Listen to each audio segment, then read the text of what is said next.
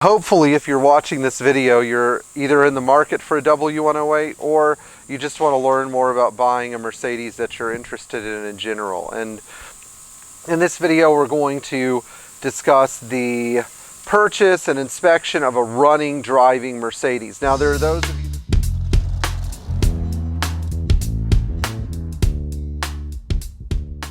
of you that are going to be buying a non-running, non-driving car, or a car that does not run well enough to drive, and we're going to talk about that in the future as well. But for this video, there are a couple of things that I wanted to go over. One of the prerequisites of buying a W108 is that either you or somebody that you trust that has a decent knowledge of cars in general needs to be performing a test drive. I don't care if you're buying on Bring a Trailer, or you're buying through a mechanic, or you're buying from a dealer. You need to have a knowledgeable third party driving the car. And in the case of buying from a dealer, or the case of buying off of Bring a Trailer, you need to have a neutral third party drive it. And so, in my experience being a neutral third party, I find that the car is always different from how it is described. It is usually worse, rarely, but occasionally better, but it is always going to be a different experience in real life than it is when you are looking at the car, or when you are from the internet, or when you're considering purchasing it from a distance. The number one mistake people make with classic cars is buying without driving. They buy them without having somebody knowledgeable get in them and test drive them. And so in the case of this 300 SEL 6.3, which actually has benefited from a lot of work at our shop, mostly mechanical work, but we did paint it and repair some rust in the car, we're going to take you through a couple of different scenarios where you should be paying attention to details that almost never come up in the photos or in the seller's description of the vehicle. Anyway, the following 300 SEL 6.3, which we're going to dive into, is a 1970 gray on black example. It has had, I would say, a harder life than most 6.3s. The car was used for regular daily service up north, and knowing that, we're going to want to pay extra attention to the undercarriage. In addition, its true mileage is unknown, but it's probably somewhere around 200,000 miles. This doesn't mean it's a bad car. And actually, from the description of that we put forth in the ad, we're going to find that this is actually not a bad car at all. It has good air suspension, it has great oil pressure, it runs extremely well, its hot starting is nice, its engine bay, although not perfectly detailed, is very tidy and has a lot of strong points that show it's a very unmolested car. So in real world terms, if somebody was looking at this 6.3, maybe if they were looking at a $25,000 to $40,000 example, this would be a nice car for them. Anyway, come with us as we go on this adventure of exploring a potential candidate, and hopefully you will take something away from this video about what to actually look for in the vehicle of your dreams when you see it in person and meet it for the first time. If I were buying a 6.3, this is how I would do it. So we're going to discuss some of my car buying tips with the general public. And our subject car, this 1970 300 SEL 6.3, is going to provide us with a lot of really good information about what to look for in one of these amazing cars. This is a car that we've done a bunch of work on. I selected it because it's not quite done, it's not quite perfect, but it's also not a bad car either. And this is the sort of situation where I think a lot of people would actually walk away from this car when in reality it's not that bad of a car. With the choice about the car, the first thing that I want to do is do a visual walk around. And on the W108 and 109, the main thing we're looking for is past hidden body damage or rust or repair rust. Now, just because one of these cars has had rust repaired, or even if it has rust, doesn't mean it's a bad car. People that I talk to frequently are like, oh my gosh, rust. Well, the reality is that at some point we're all going to have to deal with rust when we're dealing with the desirable car. had rust. No, they'd just be like, great, let's make a deal. So, some of the dust being said, you should probably look for that stuff anyway. One of the areas I look for in the W108 or 109 for rust are front rockers. There's actually an area right here that's called the rocker cap that really likes to rust through. And, you know, surprisingly, based on what I know about this car, it did have rust there. And in fact, if you open the doors and you look at this seat, you can tell things are just a little different than they were in the factory. This car's had outer rocker panels installed. Now, if you see rust in the rocker panels are like floor pans. They're thin metal.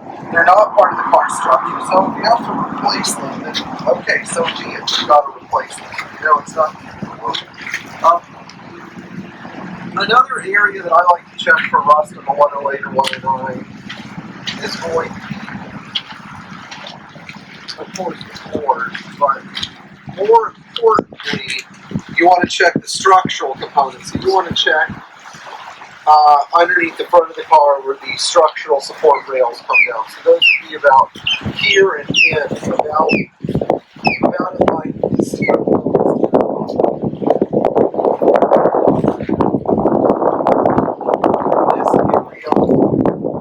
On the right side and left side, which is just inboard of the rear wheel well, shouldn't have any rust either.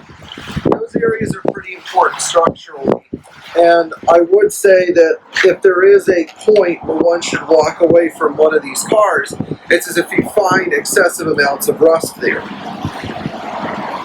Now, of course, it makes sense to check the bottoms of the doors and the door gaps and all that good stuff. The door bottoms are probably one of the most trouble-prone places in these because water fails to rain. So if you start checking here along the sides, by the way, we had to repair all these areas of this car as well, which is fine, you know. We made sure that the body shop did a good job, and that's another thing. If you do one of these cars, you need to make sure that the person you're working with actually is doing the work and not just charging and smearing bond over it. But you know, they did a pretty nice job. When you look at one of these cars, you should also check the panel gaps. And this panel gap here is, I hate to say it, it is what it is, but it's awful. The hood and the fender don't. You know, that's okay on a driver. You have to forgive the car when it sings. But you should also look at price point. You know, this is something like a $35,000, $40,000 car when everything was right. But there are some 6.3s out there that are so virgin and so pristine that they're worth a lot more than that. Now, one of the final areas that we should look at while we're doing a walk around that on these that were on the slash 8 chassis, but these should be lifting under the mat. You should have seen no rust, and in this case I don't. But that doesn't mean that we're exempted.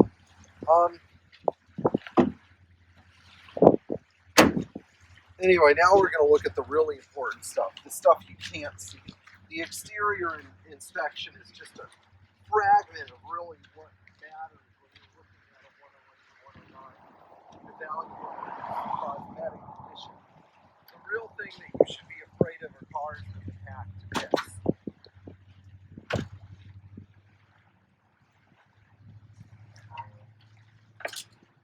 Okay, so here we are under the hood. What we're really looking for on this 300 SEL 6.3 isn't a perfect engine bay or a shiny engine bay. It's an engine bay that is devoid of shortcuts and major errors. For example, I see that this car has a sand-in rotary compressor, which is fine, you know. We just, in some people's minds that might be a good thing, in some people's minds it might be a bad thing. I personally don't like it because I prefer to have an engine compressor so I can just pull it off and reseal it. You know, but I'm practical like that. Another thing that you can see on this car is that the engine bay is extremely dirty. But we observed in our test drive that the oil pressure was pretty good, and that while the engine temperature got up there while it was sitting and idle, it really did not run all that badly. So one of the things we could take away from that experience is that the condition of the car's engine mechanically is pretty good. Now, if you wanted to go through and plate this and make it nice, then, be my guest. But really what we're looking for is the important stuff. We don't have any hacked up or disgusting wiring. We don't have any harness deterioration. We don't have, insulation missing off the fuel injection hoses. If you're looking at a 280 SE 4.5, you should be looking at the wiring harness all day long. On a 6.3, you should be looking back here for oil leaks at the back of the motor, because the things do like to leak from their head gaskets. I know that on this car we had to replace the head gaskets, and when we did the head gaskets, we looked at the valves, and the valves were totally worn out. So we had to replace the valves and the valve guides, and the right camshaft, and, but, the important thing here is that you want to find a car that has an engine that's just not hacked to bits, where you see that somebody's improvised a bunch of repairs. So we want to check the driveline. We're going to want to check the differential for clung, clung, clung, a bad spider gear housing, which I learned about recently that they can. I never thought that they were so failure prone that they couldn't be. We're going to check for things like bad subframe mounts. We're going to check for things like leaking air suspension valves or cracked air bellows. All these things have to be inspected. So it's critical, if you're buying a W108 or 109 or any vintage Mercedes, that you get underneath the car. Underneath the car is the hardest area to get to. It's the most neglected area, therefore it hides the most sins. And because it hides so many sins, you really can't gauge anything from just looking at the surface of the car. It doesn't mean anything. They hope it runs and drives well, but really a long test drive, not a 20-minute test drive or a 10-minute test drive, but a 30 or 40-minute test drive. A 30 or 40-minute test drive is absolutely critical for evaluating a car like this, especially a car where you're going to have not bills in the hundreds or in the thousands, but in the 10,000s and 20,000. So this is no secret on our channel here at Pierre Hedary's. We do talk about some very expensive and difficult repairs. One of the nice things about the 6.3 is that it has such immense levels of power that you kind of end up driving it with your, more gently than you would another car, because you're afraid it's just going to tear loose on you.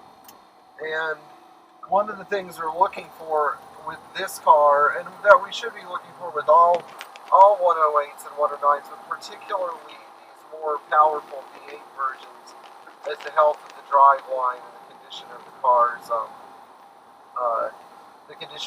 differential, transmission, drive shaft, etc., etc.